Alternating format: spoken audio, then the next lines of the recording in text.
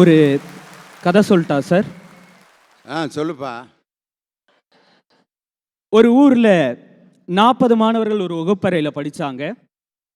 ஒரு மாணவன் IAS collector ஆனா, ஒரு மாணவன் போலீஸ் அதிகாரி ஆனா, ஒரு மாணவன் இளந்தமழ வித்தான், ஒரு மாணவன் ஒரு கடை முதலாளி ஆனா, ஒரு மாணவன் துப்புரவு தொழிலாளி ஆனான், ஒரு மாணவன் தன் மதிநுட்பத்தால் உலக புகழ்பெற்று உலகம் முழுதும் கொண்டாடக்கூடிய ஒரு மாபெரும் மனிதனானான்.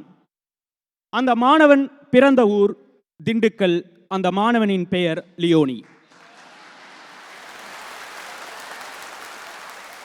எனக்கு தான் இவ்வளோ பில்டப் கொடுத்தியா? ஆமாம், என் கூட படித்த ஒருத்தர் கலெக்டராக இருக்கார், ஒருத்தர் ஐஜியாக இருக்காங்க. என் கூட படித்த ஒருத்தன் முனிசிபாலிட்டிக்கு எதிர்த்தாப்பில் பிச்சை எடுத்துக்கிட்டு இருக்கேன். அதுக்கு என்ன செய்ய சொல்கிறீங்க? அவனும் என் கூட தான் படித்தான். என்ன செய்ய சொல்கிறீங்க? நடுவர் அவர்களே, ஒரே கேள்வி உங்களிடம். இன்று அறிவாலயத்தில் அமர்ந்திருக்கும் நீங்கள் சொல்லுங்கள், இந்த இடத்தில் நீங்கள் அமர்ந்திருப்பதற்கு காரணம் உங்களுடைய விதியா அல்லது மதியா? அது தனபால் பேசி முடிச்சோன்னு சொல்கிறேன் நான். மதிநுட்பத்தோடு சமாளித்து விட்டார் நடுவர் அவர்கள். எதிரணியிலிருந்து வந்து சங்கர் ரொம்ப அற்புதமா பேசினார்.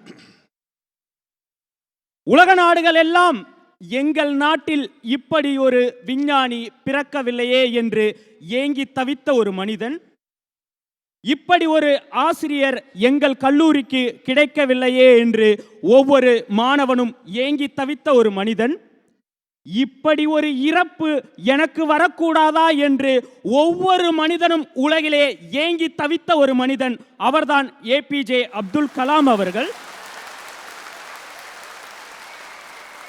அவருடைய புகழுக்கு காரணம் விதிதான் அப்படின்னு சங்கர் சொன்னது எவ்வளவு கொடுமை தெரியுமா? அவர் மணிமண்டபத்தில் அவருக்கு காவி பெயிண்ட் அடிச்சது எவ்வளவு கொடுமையோ அதை விட கொடுமை அவருடைய புகழுக்கு காரணம் விதிதான் சொன்னது. யோசிச்சு பேசணும் சங்கர். அக்கா அழகா சிரிச்சுக்கிட்டே பேசுனீங்க, நல்லா இருந்தது. நான் இங்கு பேசுவதற்கு காரணம் என்னுடைய விதி, ஒத்துக்கிறோம்.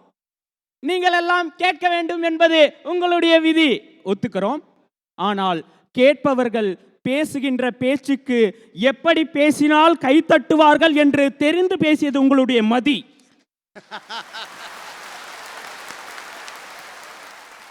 நடுவர் அவர்களே, பாரதியார் நல்ல கவிஞரா? நல்ல கவிஞரா? பாரதியார் நல்ல கவிஞரா?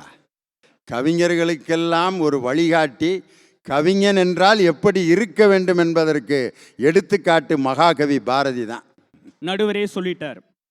தேடி சோறு நிதம் தின்று பல சின்னஞ்சிறு கதைகள் பேசி பிறர் வாட பல செயல்கள் செய்து நரை கூடி கிழ பருவம் எழுதி பல வேடிக்கை மனிதரைப் போல் நான் வீழ்வேன் என்று நினைத்தாயோ என்று கூறிய பாரதி அடுத்த வரிகளிலே சொல்லுகின்றார், இனி என்னை புதிய உயிராக்கி மதிதன்னை மிக தெளிவு செய்து என்றும் என்னை சந்தோஷம் கொண்டிருக்க செய்வாய் அப்படின்னார்.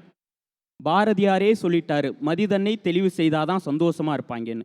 அவங்க 3 பேர் மட்டும் விதிங்கிறாங்களே, அதுக்கு கூட சேர்ந்து நீங்க வாசிக்கிறீங்களே நடுவர் அவர்களே, இது நியாயமான்றதுதான் எங்களுடைய கேள்வி. அதுவும் அவர் கார் கம்பெனியில் ஒர்க் பண்ணுறாரு நடுவர் அவர்களே, அதனால் ஏர் பேகு, ஸ்டேரிங்கு, கீரு அதெல்லாம் அழகாக நோட் பண்ணியிருக்கிறாரு. பரவாயில்ல, சந்தோஷம்.